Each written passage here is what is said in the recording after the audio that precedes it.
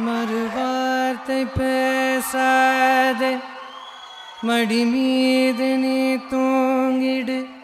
இமை போல நான் காக்க கனவாய் நீ மாறிடு.